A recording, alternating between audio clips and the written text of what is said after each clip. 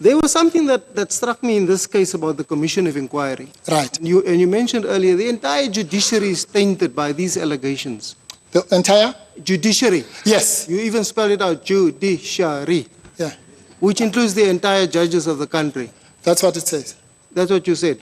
No, that's what Mkhwanazi says. Yeah, that's what he says. Yeah. You say, therefore, Justice Madlanga is disqualified from hearing. No. From sitting in the Judicial Commission. No. Because he's a judge. No. You said it should have been a commission and then it would have other problems. No. It's got nothing to do with Justice Madlanga. It says there is a species of Nemo Iudex called institutional bias. I understand that. Yes. So it's the institution, not Justice Madlanga. I understand that. That's why that is standing in the dock. Yeah. The entire judiciary is disqualified as an institution. Is in the dock, yes. But why is the case in this court before the judges?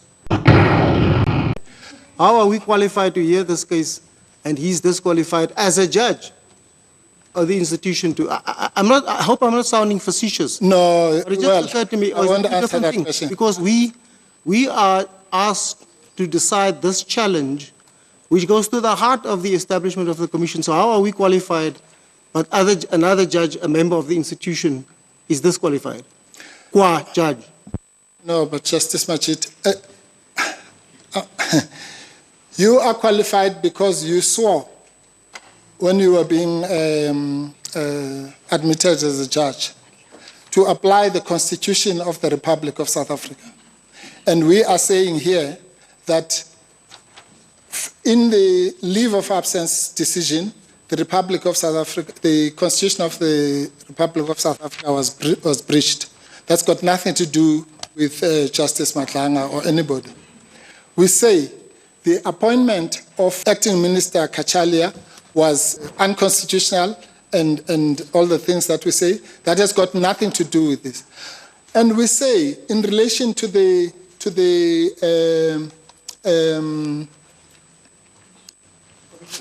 commission that the judiciary is conflicted. I'm putting it colloquially. Now, every time, in fact, when you do a recusal, you do it to the judge. So the judge can say, well, why are you asking me? What is that?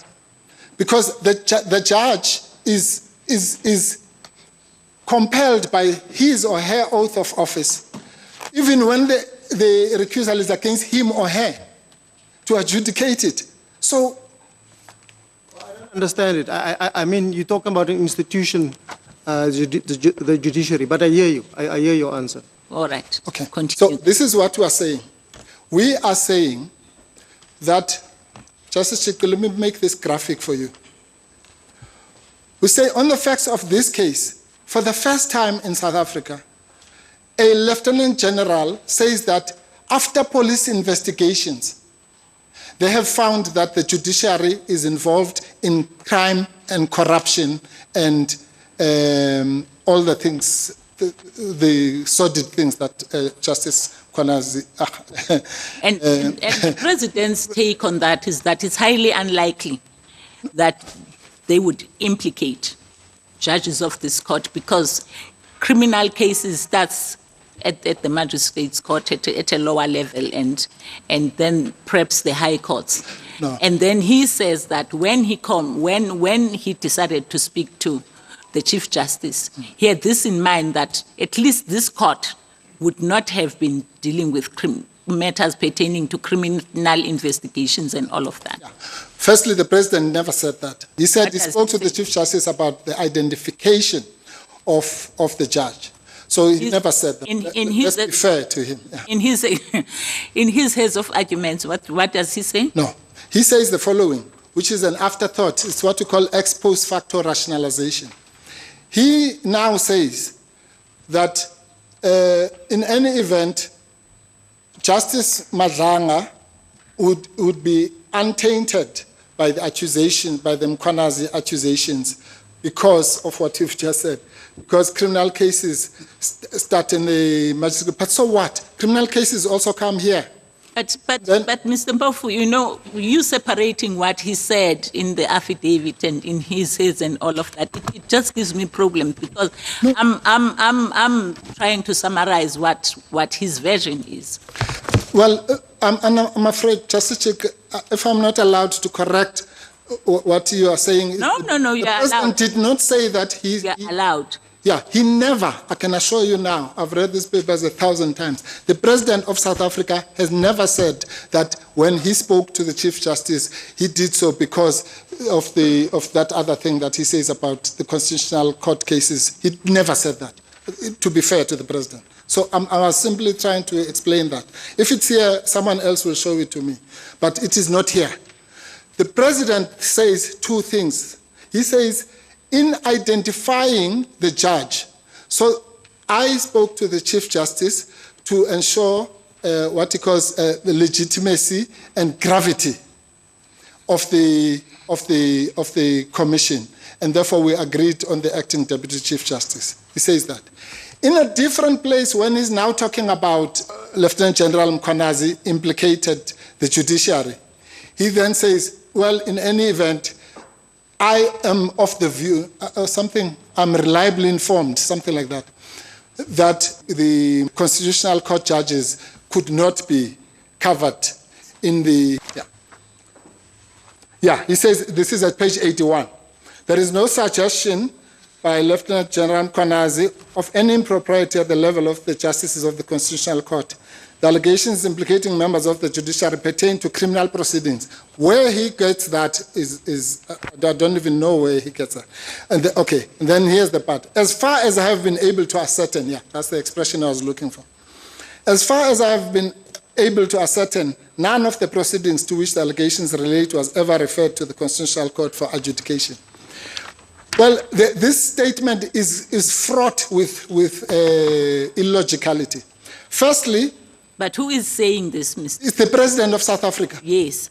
And when I was engaging you, I was summarizing what was in the founding affidavit and what is in the his. And I'm talking about a version here, and I'm not quoting verbatim. Okay, thank you. Yeah, you're right, Justice Chick. But the point I'm making is this. Let's look at it. Let's look at it on its terms. Let's look at it on its terms, not worry about whether it was linked to the Chief Justice or not. Let's forget about that. Let's look at it now on its terms, at paragraph 27. I'm saying this thing is fraught with illogicality, Justice Chick, as follows. You can't come for the first time in your answering affidavit and say that there's no suggestion in Lieutenant General Mkhwanazi of any impropriety at the level of the justices of the Constitutional Court. Where does that come from? Justice Madlanga, who's part of the judiciary, all Lieutenant General Mkhwanazi said was, he never said judges in the magistrate court, in the high court, in the SCA, in what he said, the judiciary as an institution is implicated in drug dealing, in the cartels, in money laundering or whatever the things.